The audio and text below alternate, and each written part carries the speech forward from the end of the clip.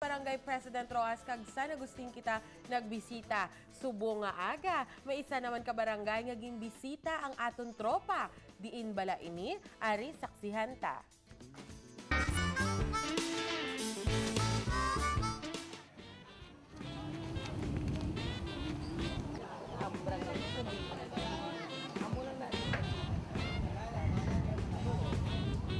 Mayong aga mga kapuso, ako si Mrs. Angelita Bacatano sa Barangay Flores City proper.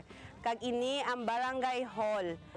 Halindiri updan nyo ako nga libuton ang barangay ko.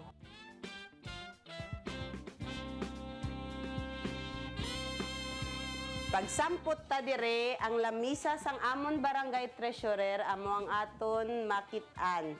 Ini si Mrs. Gloria A. Espinosa, ang barangay treasurer sang amon barangay. Maski Sabado kag Domingo naga-duty siya. Dire na di ang amon nga kung may opisina sang amon barangay kapitan, galing kay wala pa ni matapos ginapaobra pa. Kung magatagay kami bulong, dire na di ginabutang.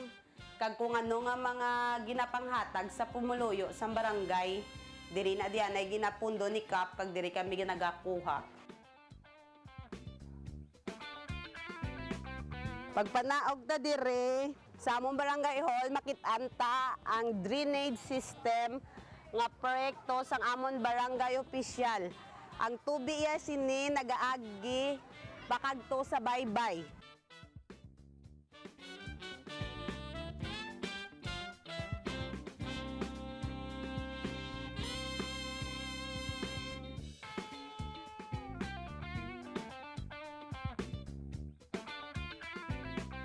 Amo ini ang isa sa mga kalingawan sang amon mga kabataan dire, ang paghampang sang pool.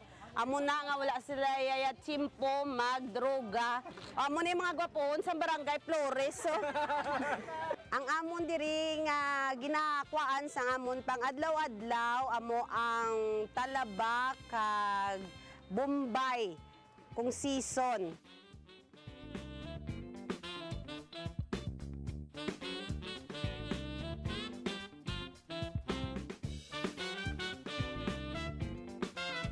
Ini ang Iloilo Terminal Market.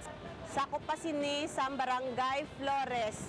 Diri makit-an ang opisina sa aton nga mga city official kag ang COMELEC.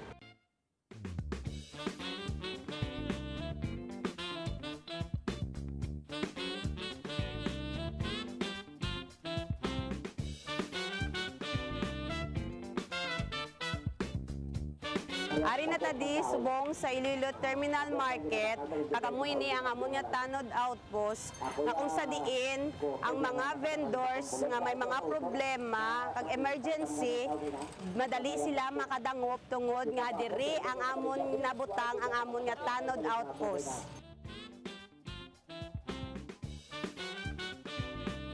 Madamo gid nga salamat mga kapuso sa pagupod nyo sa akon sa paglibot sa barangay ko. Gamay lang kami nga mga pumuluyo apang nagabuniligay kami sa pag-unlad sang amon nga barangay. Sa liwat ako gali si Mrs. Angelita A. Bacatano kag proud ako sa barangay ko.